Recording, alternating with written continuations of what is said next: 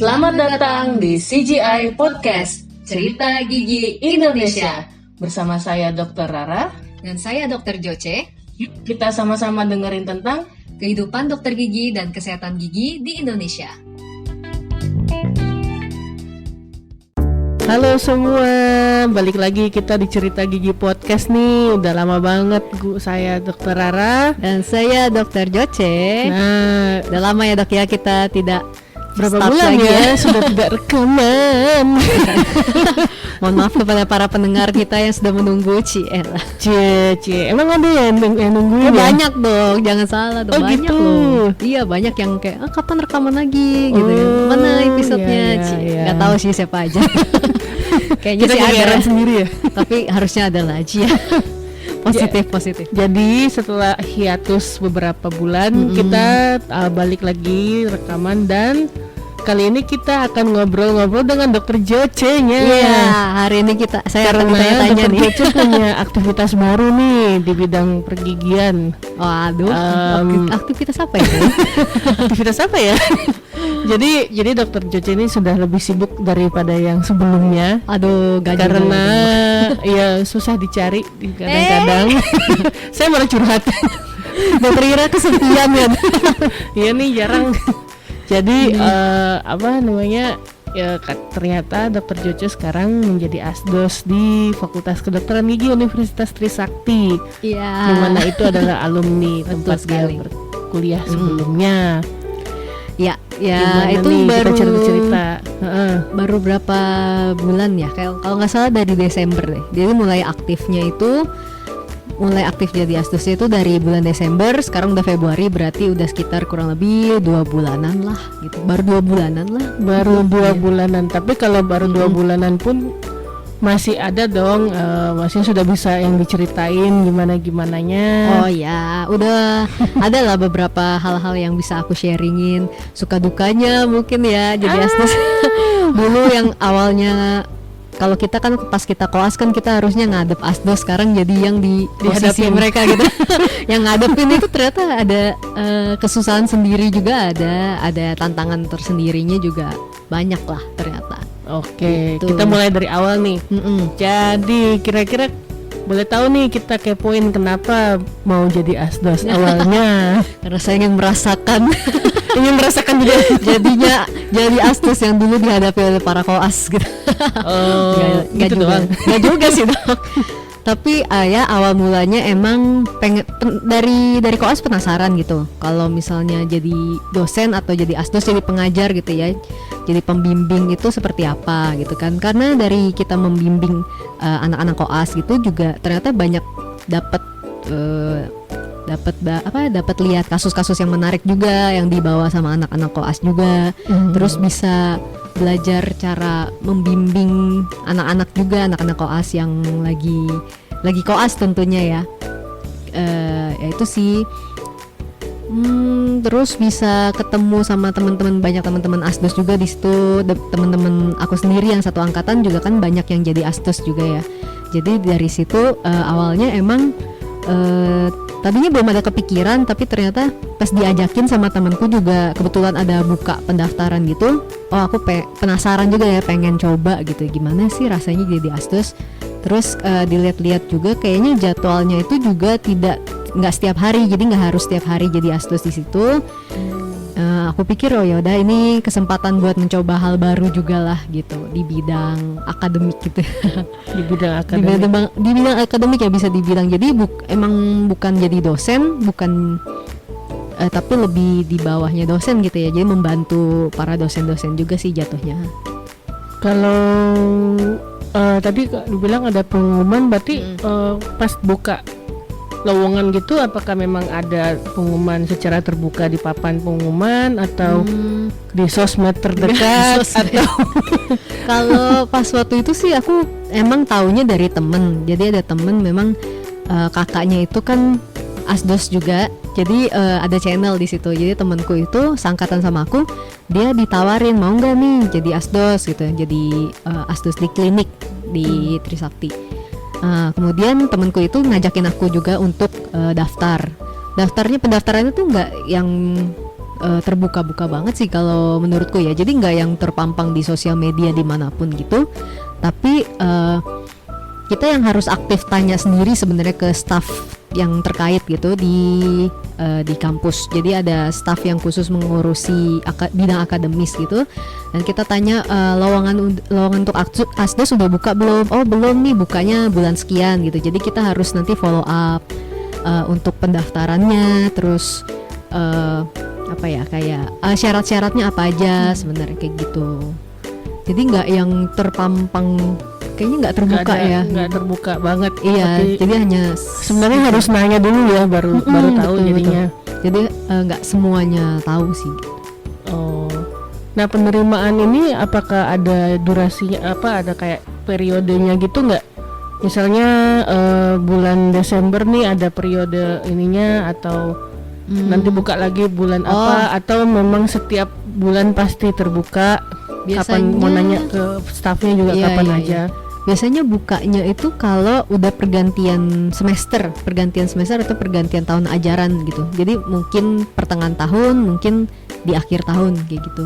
Jadi kalau waktu itu pas aku kayaknya pas mau ganti semester ke berapa gitu, mau ganti semester lah itu, ganti tahun ajaran baru itu mulai itu asdos mau dicari lagi gitu. Kayaknya mereka juga ada beberapa asdos kan yang mau keluar karena mau melanjutkan studi, mungkin ada yang mau menikah atau yang mau memang keluar aja gitu kan, asdosnya mau cari pekerjaan baru di tempat lain. Itu kan pasti butuh regenerasi dari asdos baru. Nah itu baru dibuka lagi. Beberapa kuotanya pun kita nggak tahu sih sebenarnya, karena dari tahun ke tahun kan beda-beda gitu. Dan pada tahun ini juga kebetulan di Trisakti itu sistem asdosnya itu agak berubah gitu. Jadi udah mulai diperbaharui. Nah di situ diperlukan asdos baru juga. Jadi yang awalnya asdosnya itu sifatnya integrasi. Jadi misalnya aku satu asdos bisa nanganin banyak banget materi atau pelajaran banyak bidang, mau bidang prosto, mau bidang perio, mau bidang bedah, itu terintegrasi boleh yang mana aja. Nah sekarang itu dibikin perbagian. Jadi sistemnya jadi kayak misalnya aku cuman boleh tanganin bagian bedah mulut atau bagian konservasi, nanti yang lain cuman boleh bagian ini, bagian itu. Jadi sudah lebih rapi gitu ya, terintegrasi juga sih. Jadi lebih istilahnya terstandarisasi jadi semuanya ya, gitu. Segmented apalah. Jadi asdosnya itu sudah tahu yang maunya bagian itu gimana sih, maunya bagian bedah mulut itu seperti apa sih. Nanti ada dikumpulin lagi tuh asdos khususnya itu, nanti dikumpulin ketemu sama dosen-dosen bidangnya sendiri. Jadi mereka lebih terkonsentrasi gitu. Gitu. Kalau dulu itu campuran jadinya. Kalau saya asdos ya udah saya bisa menangani bidang apapun gitu, bidang prosto, bidang perio, bidang konservasi, bedah mulut gitu. Tahu nggak kenapa tiba-tiba sistemnya berubah? Apakah nanti koasnya juga akan dibalikin ke sistem bagian lagi, atau maksudnya tetap integrasi? Kalau sistemnya berubah sebenarnya kita ngikutin dari sistem perkoasannya sendiri sih, karena sekarang itu sistem perkoasannya udah mulai terintegrasi lagi. Udah mulai perbagian lagi gitu. Dulunya kan integrasi. Sekarang itu udah ada beberapa bagian yang sudah terkotak-kotak lagi gitu. Jadi mungkin sekarang ada stase bedah mulut, stase radiologi, stase anak seperti itu. Nanti ada perbagiannya sendiri, asdos bagian anak, asdos bagian bedah mulut, asdos bagian konservasi seperti itu. Jadi sekarang memang sudah kembali lagi ya. Sudah mungkin belum kembali 100% ya. Karena soalnya begitu. Iya begitu. Mungkin belum kembali 100% tapi udah mulai mengarah ke situ. Jadi udah mulai terkotak-kotak lagi. Oh gitu. Oke, terus kalau masalah pendaftaran, persyaratannya apa sih waktu kalau mau daftar kemarin tuh? Nah ini pendaftaran di asdos itu seperti pendaftaran kayak orang mau ngelamar kerja ya kalau menurut aku ya. Jadi waktu itu disuruh bikin surat lamaran kerja gitu. Jadi kayak saya melamar di fakultas di RSGM Usakti sebagai asdos misalnya seperti itu. Ada surat pengantarnya, terus ada CV-nya juga. Jadi riwayat hidupnya juga dilampirkan. Terus paling kayak transkrip nilai zaman S1, zaman profesi seperti itu. Terus nanti ya ada beberapa berkas-berkas lain yang kita emang harus tanyain ke staffnya langsung sih kalau misalnya mau melengkapi berkas itu apa aja yang harus dilengkapin kayak foto, KTP segala macem gitu. Terus pengalaman kerja berpengaruh nggak? Misalnya Pengalaman sudah kerja, kerja misalnya setahun Iya, di iya. mana gitu, itu berpengaruh nggak? Pengalaman kerja itu saya sih kayaknya sih pikir nggak terlalu berpengaruh ya. Soalnya ada beberapa juga asdos-asdos yang baru yang mungkin belum yang praktek lama gitu, belum yang praktek bertahun-tahun di luar, tapi udah diterima juga jadi asdos di Trisakti gitu. Jadi yang penting memang dia alumni FKG Trisakti juga, alumni kampusnya. Kemudian Nggak boleh kayak dari UI gitu mau ke Trisakti. nggak ada sih sejauh ini sih nggak ada ya. Tapi mungkin boleh dicoba kalau misalnya ada yang mau mencoba gitu ya. Beda Asdos nih. Iya soalnya tapi tetap kita akan dapat pengarahan kok nantinya kerjanya kayak apa itu kan nanti di standarisasi lagi dari kampusnya. Gitu. Ada bimbingannya gitu ya. Ada bimbingan khususnya karena dari awal kan aku nggak gitu tahu gimana cara mainnya nih di asdos ini gitu. Jadi pasti ada dikumpulin dulu, terus di briefing lagi gitu. Nah, setelah masukin lamaran itu berarti habis itu langsung masuk atau wawancara atau Kalau waktu itu dari berkas lamaran itu biasanya ditunggu beberapa minggu. Jadi lama ya lamarannya. beberapa. Iya, Berarti kalau waktu masukin Desember berarti mulai waktu itu ngelamarnya November baru mulai masukin berkas kalau aku waktu itu. Ya. November baru masukin berkas, terus kayaknya seminggu atau 2 minggu itu dipanggil. Jadi berkasnya itu dikumpulin, dievaluasi dulu sama dosen. Waktu itu pembimbing dari dosen bagian ketua akademis gitu lah. Jadi dia mereview semuanya persyaratannya sesuai atau enggak, mungkin dari segi transkrip nilainya, dari IPK-nya mungkin harus mencukupi juga, ada syaratnya sih minimal IPK-nya berapa segala macem. Terus mungkin dari CV-nya itu setelah lolos seleksi itu dikumpulin semua. Jadi kita masuk ke tahap wawancara. Nah di tahap wawancara itu kita dikumpulin, terus kita masing-masing diwawancara sama dosen. Jadi dosennya itu biasanya mereka tanyain kayak misalnya motivasinya kenapa sih mau jadi asdos, terus bisanya jadwalnya kapan aja kayak gitu. Kayak wawancara kerja gitu. Ya bisanya jadwalnya kapan aja, terus mungkin pembagian hasil itu juga dijelasin sedikit sama dosennya. Terus peminatan, biasanya kita mau jadi asdos di kampus itu kan bidangnya banyak ya. Karena di kampus juga udah mau dibagi-bagi, dikonsentrasikan ke bidang-bidang itu. Jadi kita ditanyain peminatannya bidangnya lebih kemana gitu. Mungkin nggak yang 100% kita bakal dapet yang kita mau, cuman at least dosennya tahu lah, oh ini pengennya di bagian ini. lebih tertarik ke bagian apa? Lebih gitu. tertarik ke bagian apa waktu itu. Ditanyain juga gitu. Ada juga yang ditanyain kayak daerah mana tinggalnya gitu kan. Jauh atau enggak kayak semacam itu. Ya kayak wawancara kerja gitu sebenarnya. Kalau rumahnya jauh berarti agak susah dong dapatnya. Karena takut telat. Iya, nggak tahu juga ya sebenarnya. Tapi ada juga Kalau teman-teman ditanyanya asdosku yang seperti itu. ada juga teman-teman asdosku yang jauh-jauh banget rumahnya ya, Tangerang juga ada, di Bekasi wow. juga ada. Ya kalau Oke. berkomitmen mungkin ya tetap diterima kok. Gitu. Nah berarti kalau dokter Jojo sekarang di bagian Kalau asdosnya kalau sekarang di aku, bagian jadinya waktu itu lamarnya di bagian OS, itu oral surgery atau bedah mulut bedah mulut atau BM.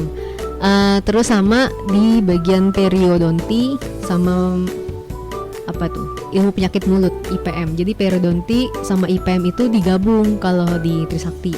Oh, Jadi asdosnya itu jadi satu, kalau OS itu sendiri. Nah itu jadwalnya juga beda-beda sih. Jadi dalam satu minggu aku ada 4 shift gitu. 4 shift.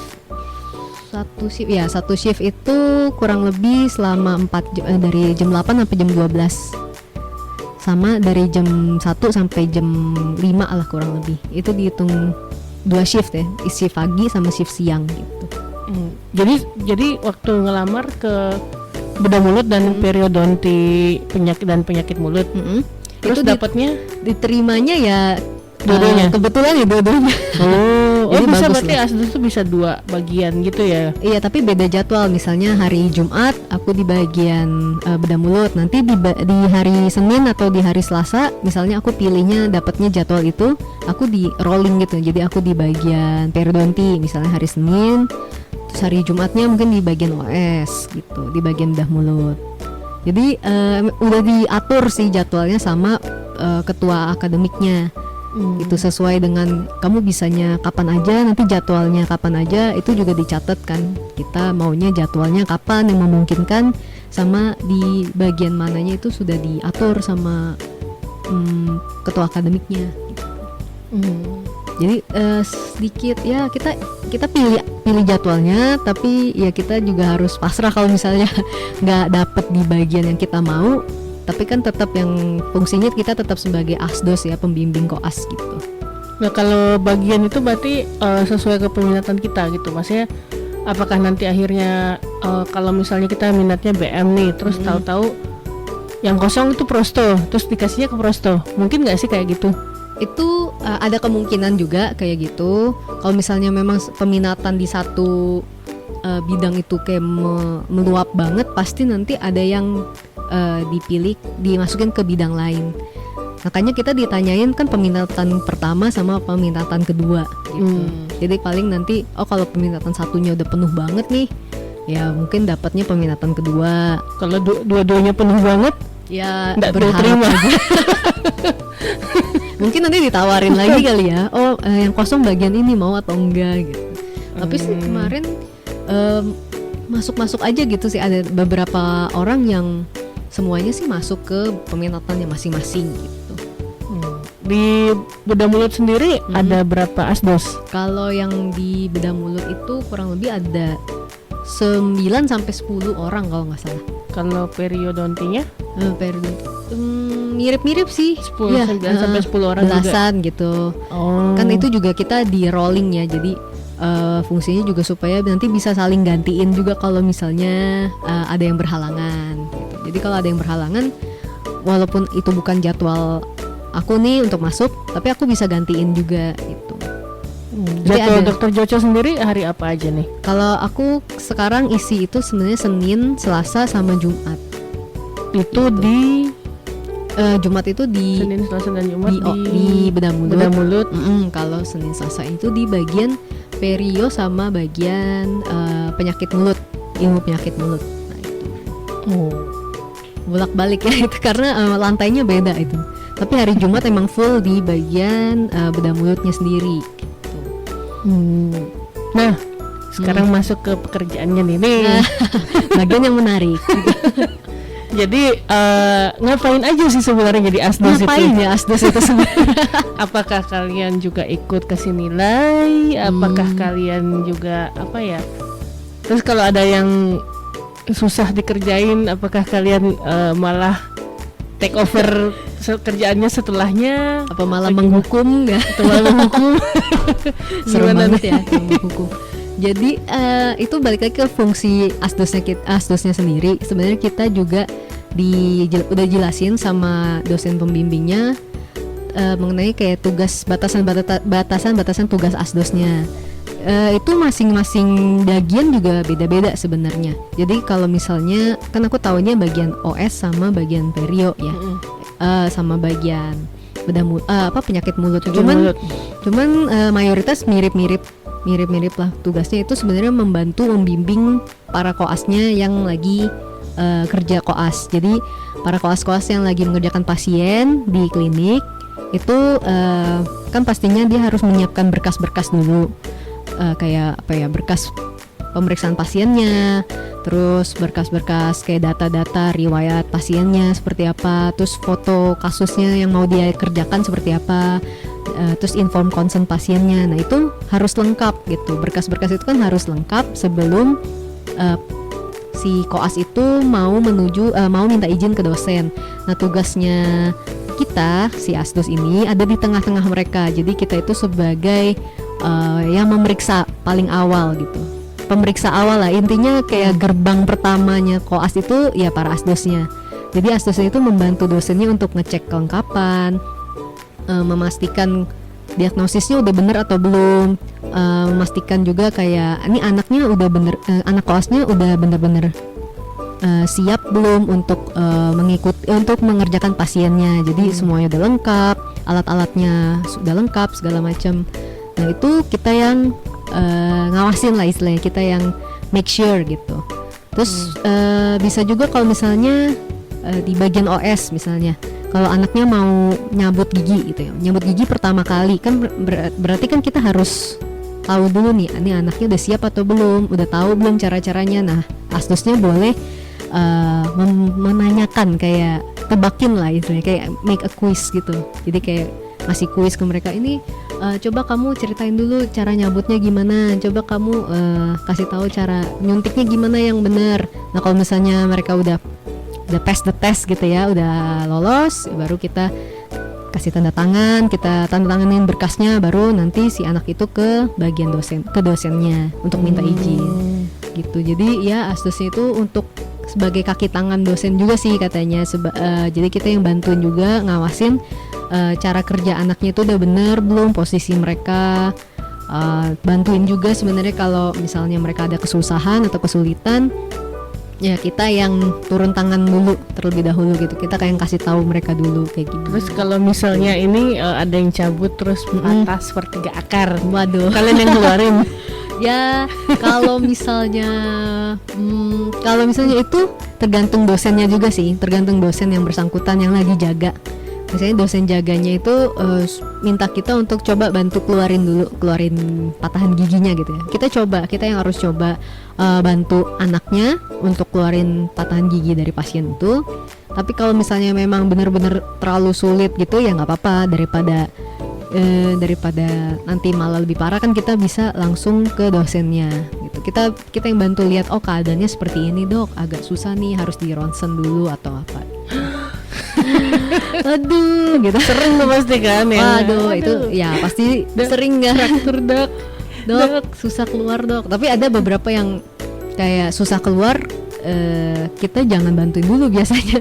Kita nggak mau yang langsung bantuin keluarin tuh, nanti nggak belajar gitu kan. Kalau jadi anaknya tetap gitu. tetap kita kasih tahu cara yang benar. Oh ini kurang kesini, itu bisa kita arahin gitu. Lebih ke kita arahin, kita kasih tips-tips gitu, misalnya tips yang kan kalau asdos kan pasti udah lebih, apalagi asdos yang senior gitu, udah lebih pengalaman, udah tahu tips triknya. Jadi mereka banyak kasih tipsnya, gini nih nyabutnya kayak gini misalnya, kayak gitu. Jangan gini tapi gitu Iya. gitu ya. Suntiknya jangan meleong gitu. Banyak yang suntiknya masih gemeteran atau apa. Udah tenang aja, kita bantuin tenangin. Asdosnya baik-baik kok. Kan yang jadi momok kalau suntik tuh gimana nih bloknya, blok Iya, mana blok gimana nih, nggak jalan nih, mau ya namanya juga ya blok kan ini ya agak permainan yang ini ya, Iya. yang buta gitu kan, tidak kelihatan ya. Banyak lah, kita juga sering sharing juga ke koasnya. Iya dulu tuh saya gini, dulu tuh saya gini, saya gitu. Ya seru juga ya jadi. Dulu kan kita di posisi yang koas gitu ya. Iya, pasti. Terus kemudian ya, Tapi deg-degan juga jadi asdos sih sebenarnya. kenapa? Pasti ada deg-degannya karena kan ya, istilahnya kita ada tanggung jawab juga sama anak koas ini gitu. Gimana performa dia nanti kalau misalnya ternyata kurang baik pas mengerjakan pasiennya, nanti dosennya kan pasti mempertanyakan ya, ini kenapa asdosnya waktu itu nggak meriksa ini ya, nggak meriksa dengan lebih teliti atau apa kayak gitu. Itu jadi kita juga harus nggak boleh main-main. Kita asdosnya juga harus yang ngeliatin, harus care ke si koasnya. Udah belum? Udah selesai belum? Atau caranya bukan kayak gini, yang bener harusnya kayak gini. Ini hasilnya kayak kurang bagus atau apa gitu. Kalau ini berarti kan ini bantu ngasih tendensi, intinya bantu membimbing si anak koasnya nih. Terus juga ikut ambil dalam penilaian nggak? Misalnya ikutan menilai ini gini nih, gini gitu. Terus nanti jadi rekomendasi buat dosennya kasih nilai berapa gitu. Kalau di kita sendiri asdosnya itu nggak ikut ambil campur sih dengan nilai. Jadi nilai itu sepenuhnya hak dari dosen. Jadi antara dosen dan koasnya itu sendiri pokoknya kalau urusan nilai. Jadi asdos itu asdos klinik itu fungsinya memang di koasnya aja. Jadi pada saat koasnya mengerjakan pasien, performa koasnya, persiapan berkas-berkasnya segala macam, nah itu lebih dihandle sama asdosnya gitu. Jadi kalau nilai itu benar-benar urusan koasnya dengan dosennya. Dilihat dari hasilnya kayak gimana kayak gitu. I see. Menarik ya. Bukan kayak asdos yang mungkin kalau di fakultas-fakultas lain asdosnya itu sampai yang bisa ngajar gitu ya. Bantuin ngajar ya. Bantuin ngajar di depan apa ya? Di depan kalau kuliah gitu dosennya ya. nggak ada ini nggak bisa masuk, berarti asistennya yang masuk betul. gitu. Soalnya ada temen aku juga yang ada asdos kuliah sih, jadi dia ngajar di depan, itu juga seru sih sebenarnya. Tapi yang di sini ternyata asdosnya bukan yang kayak gitu. Kalau di kedokteran gigi berarti asdosnya hanya di koasan itu aja ya? Di preklinik ya atau prekoas juga ada sebenarnya. Tapi itu lebih ke asdos apa ya? Asdos Asisten lab lah. Ya, asisten lab. Jadi kalau misalnya anak-anaknya ini lagi sesi laboratorium atau yang ada praktikum, nah itu di situ ada asdos-asdos yang membantu. Soalnya kan kalau praktikum itu kan dosennya cuma dikit ya, dosen bagiannya dikit, anaknya banyak. Ya kan mereka kan harus ngerjain tambelan tapi di model gitu ya kan, lagi praktikum kan? Ya. Nah itu kan yang ngawasin matanya harus banyak. Nah itu baru asdos-asdosnya, asdos prekoas ya, kita nyebutnya asdos preklinik. Nah itu mereka bantu untuk ngarahin juga sih jatuhnya, tapi bukan yang menilai gitu. Yang kalau menilai asdos preklinik berarti yang bisa melamar itu berarti adalah anak koas atau harus dokter juga? Oh enggak, justru kalau asdos preklinik itu bisa yang bisa daftar tuh anak koas. Yang bisa daftar, bisa daftar anak koas. Tapi yang dokter gigi pun kalau mau itu juga bisa sebenarnya. Jauh banget. Iya, jauh banget sih. Tapi bisa. Jadi pas waktu itu aku belum jadi dokter gigi, masih koas, itu aku sempet juga jadi asdos preklinik. Jadi praktikum, ngurusinnya praktikum. Tapi yang aku kebetulan di bagian OS juga waktu itu, asdos prekliniknya. Jadi kebetulan dengan dosen-dosennya pun udah familiar juga. Makanya itu salah satu alasan kenapa aku yang milihnya ke bedah mulut juga. Karena udah familiar juga sih sama dosen-dosennya, sama teman-temannya juga gitu. Ya seru lah gitu. Jadi lumayan kalau banyak jadi temen. asdos dibayar nggak? Ya dibayar dong. Kalau enggak saya nggak mau loh. Ya kali kan mengabdi pada kampus gitu. Tapi tidak juga. Ya pastinya ada bagiannya. Namanya kan ini istilahnya melamar kerja juga ya. Jadi istilahnya kayak dosen lah ya. Dosen tapi kayak pembimbing tapi bukan dosen gitu. Kita itu asisten dosen itu kayak membimbing juga sih jatuhnya. Tapi bukan yang mengajar, kayak bukan dosen. Kalau dosen itu kan yang mengajar, memberikan nilai, menguji gitu kan, kasih ujian. Nah kita nggak ada privilege yang itu, cuman kita tetap istilahnya sama lah, mirip gitu. Oke. Yang pasti bukan for the sake of pengalaman doang ya. Iya, tapi ada pengalaman plus. Gede nggak lo? Kalau ditanya gede dan kecil tuh relatif. Kalau dibandingkan dengan dokter gigi mungkin ya lumayan lah, bisa buat jajan-jajan lah. Jajan bisa lah, pasti gitu. bisa lah. Makan sehat 4 kali sehari ya. Dikasih lunch juga nggak? Oh enggak dikasih lunch. Nggak dapat catering Kalau itu mah kalau misalnya ada dosen perbagian misalnya lagi ada party gitu ya. Oh, baru. Nah itu diajak makan, ayo asdosnya makan. Nah itu enak tuh dong. Dapat sate, dapat siomay itu banyak. Wow. Jadi nggak Enak usah makan siang. Tapi ya jarang-jarang lagi. Itu masa party occasion mulu. tertentu. Party mulu enggak dari mana? Oh, apa namanya? Kalau jadi astus ini apakah jadi jalan juga menjadi dosen atau satu saat kamu juga akan mau menjadi dosen? Oh itu bisa sebenarnya kalau dari asdos sama mau ke dosen itu sebenarnya bisa-bisa aja, tapi itu balik lagi ke apakah lowongan dosen tuh dibuka atau enggak. Kan perbagian ada yang butuh, ada yang lagi nggak butuh gitu. Ada beberapa yang kolega aku juga, jadi dia itu nggak jadi asdos tapi langsung jadi dosen itu ada gitu. Ada juga walaupun baru beberapa tahun lulus itu juga tetap ada gitu ya, yang maunya lebih ke arah dosen langsung itu bisa aja gitu. Jadi tergantung, tapi kalau dari dosen kan dia ada kontrak selama satu tahun atau beberapa tahun gitu.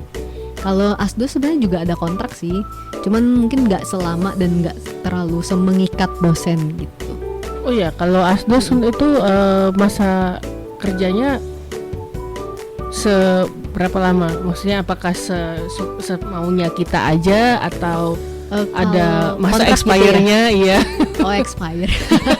Kalau masa kerjanya itu sebenarnya kalau kita mau daftar lagi itu boleh diperpanjang jadi jatuhnya. Perpanjang kontrak gitu. Kontraknya per 6 bulan, 1 tahun? Per 6 bulan setahu 6 bulan atau 1 tahun gitu. 6 bulan deh. 6 bulan.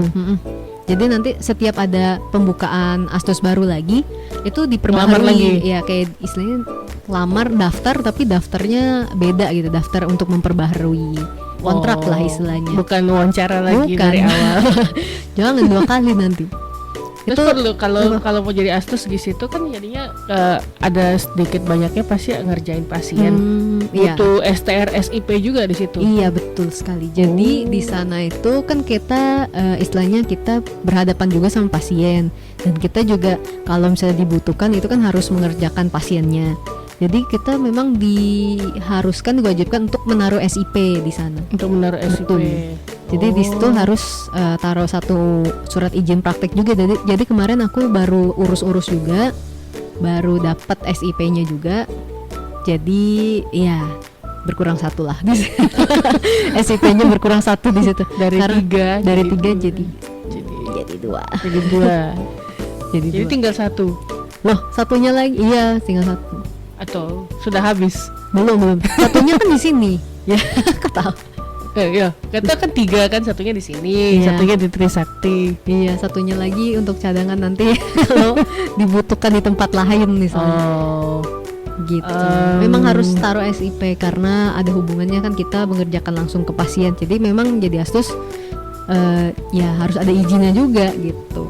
Jadi surat iya. Ngerti.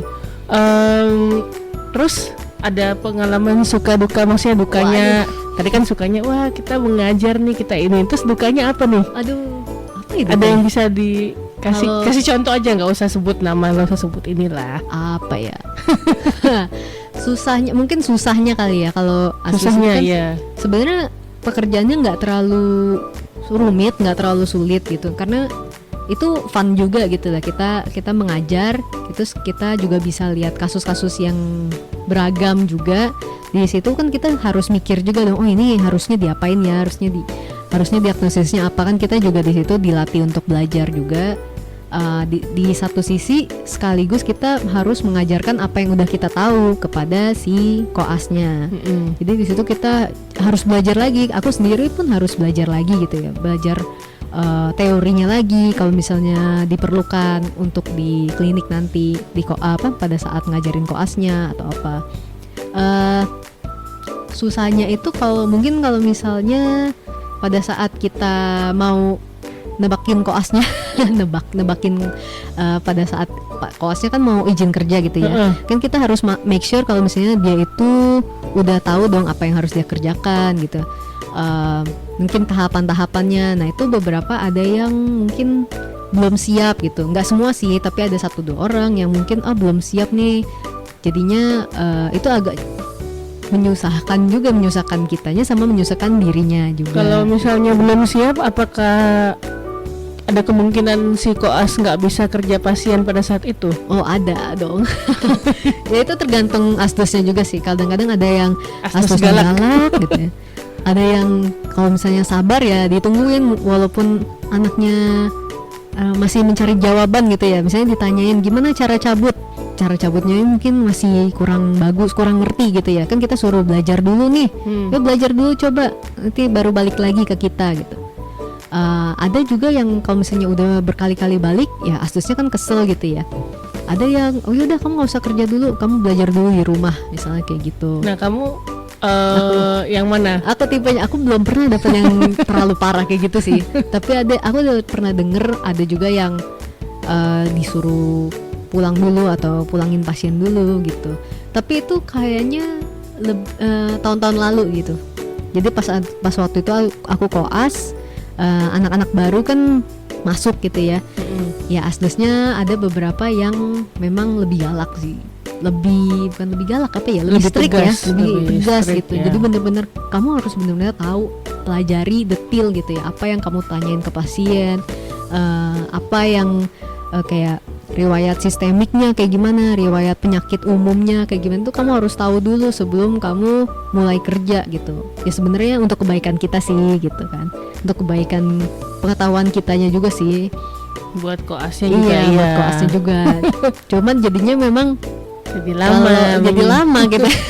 Dari sisi koas menyusahkan. Iya. Tapi sebenarnya ya kita kalau jadi asdos itu harus ada apa ya, tega-tegaan, harus tega sedikit ya untuk kebaikan kelasnya juga kan, karena kalau enggak mereka nggak belajar juga, menganggap remeh. Mungkin kadang-kadang ada yang nggak semua sih ya, aku bisa lihat ada beberapa anak-anak yang nurut kok, yang baik-baik dan mereka mau belajar, tapi ada beberapa juga yang malah mencari-cari trik gitu ya, jadi kayak licik gitu.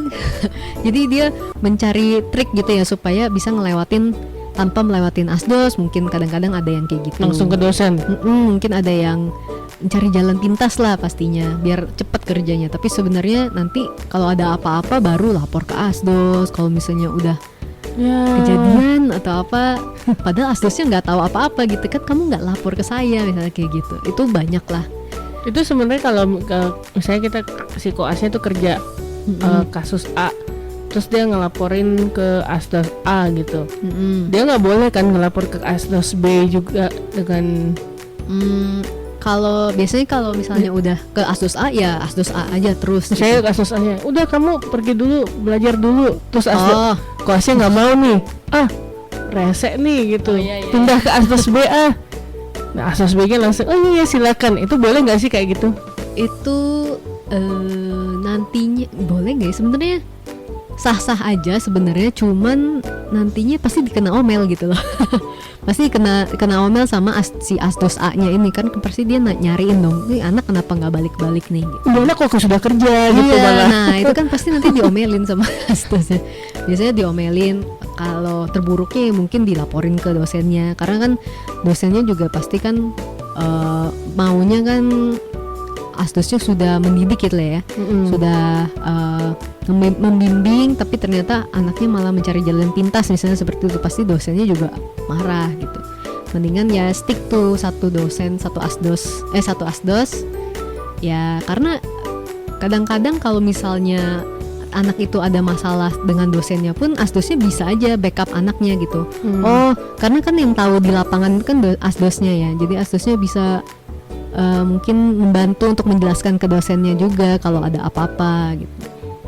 Jadi asdos itu sebenarnya bisa membantu gitu. Jadi jangan dikadalin ya. Serem. Halo, yang koas coba dengerin tuh. Jangan dikadalin. Aku baik kok. Asal jangan dibikin jera gitu. Terus pernah nggak jadinya harus membimbing yang lebih senior? Kan ada tuh kan koas yang mungkin belum lulus tuh gitu. Terus ternyata dia lebih senior dari asdosnya. Ya ada sih. Terus habis itu ternyata seniornya tuh agak nakal.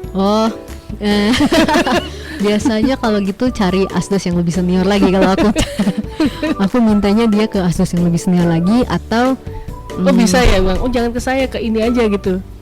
minta tolong ke asdos seniornya aja. Oh, yang tolong. Ya, kak tolong ini atau apa gitu. Sebenarnya sih, tapi nggak apa-apa sebenarnya, ke kita juga nggak masalah gitu kan sebenarnya. Tapi jarang sih kalau yang senior yang ngadalin gitu. Ya, nggak Jarang. tahu. Nggak tahu sih, belum pernah ketemu. Tapi kalau misalnya kayak ada yang kayak gitu ya mungkin lapor ke dosen ya mungkin ya, nggak tahu. Tapi janganlah, nggak lah. Yang penting ya pokoknya sesuai dengan prosedur aja lah. Asdos tuh bukan mau menyusahkan kok sebenarnya. Ya aku udah bisa ngomong gini karena udah asdos ya. Dulu pas koas. Oh, susah banget nih ngelewatin ini gitu. Susah. Ya kan aku sekarang udah asdos pun sekarang jadi mikir gitu. Pokoknya nggak boleh yang terlalu parah juga nanya-nanyanya ke koas itu. Nggak boleh yang menyusahkan juga. Nggak boleh yang apa ya? Cuma kalau pertanyaan basic aja mereka nggak tahu ya gimana betul. gitu loh. Kalau pertanyaan yang benar-benar yang tahapan yang kamu mau lakukan, tahapan pekerjaan itu kan harus udah tahu gitu ya. Iya. Kayak kita pasti kalau nanya-nanya pun itu sesuai sama yang ada kok gitu ya, sesuai dengan yang ada di status atau yang ada di berkas-berkasnya.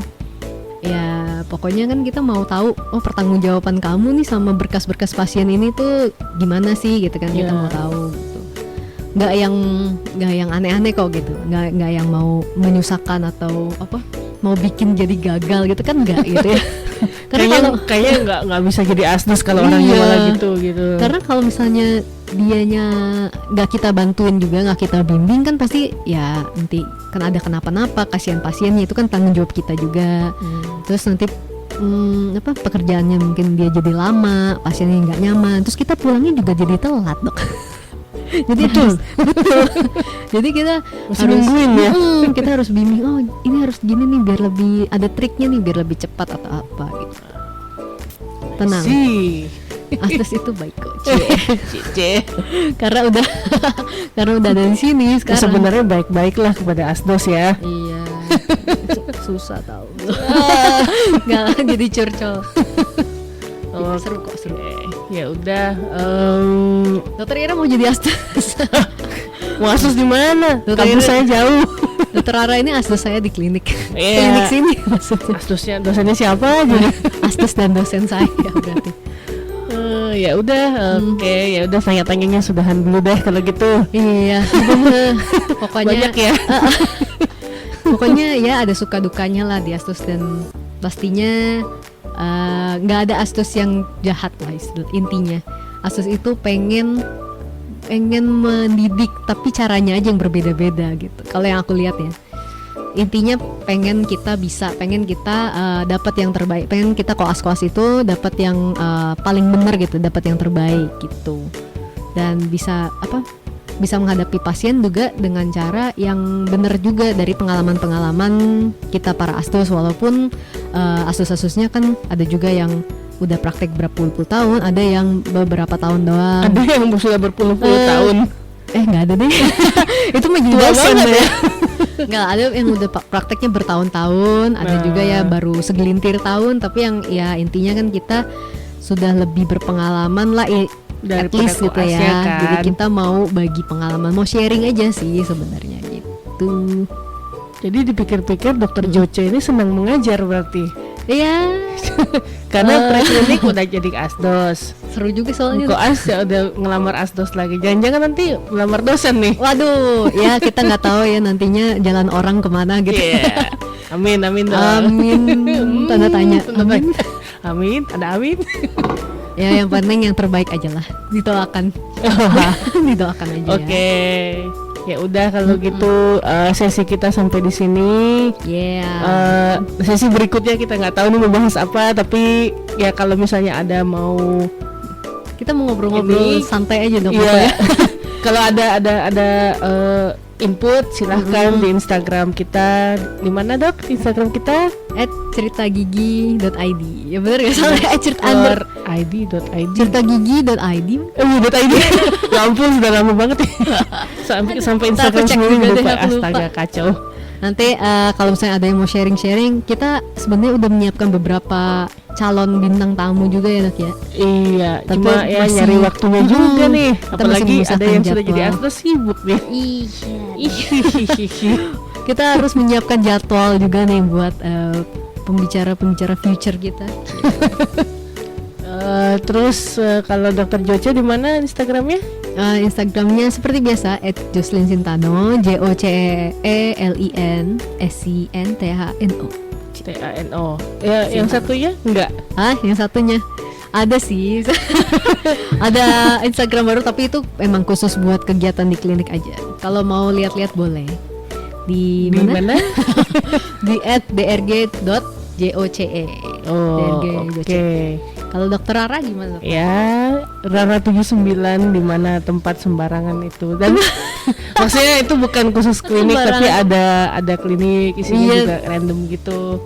Banyak kegiatannya. Pikir sih untuk bikin khusus dengan Instagram khusus pergigian, kedokteran gigi gitu jarang. Walaupun ada beberapa orang saya lihat udah pada bikin kan sendiri. Ya sekarang lagi hype ini posting TikTok. Oh my god, oh iya benar-benar. Karena di klinik orang-orang lagi mau. Apakah ada hubungan antara dokter gigi dengan TikTok? Mungkin kita akan bahas di selanjutnya. Iya ya banyak loh yang enggak juga ya. Lumayan banyak loh dokter ada gigi ada yang ini TikTokan. Pengaruh TikTok terhadap tingkat stres mahasiswa kedokteran gigi. Wah, itu kayaknya judul skripsi saya nanti. Wah, tesis. Ini berpengaruh loh. Pengaruh ya.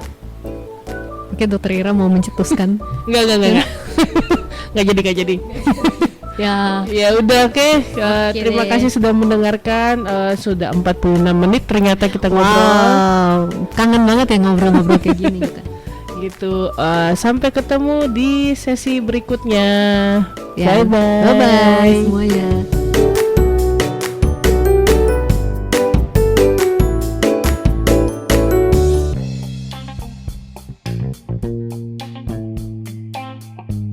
Cerita Gigi Indonesia, tempat curhat dan edukasi Dari Dokter Gigi Indonesia kepada teman sejawat dan masyarakat umum.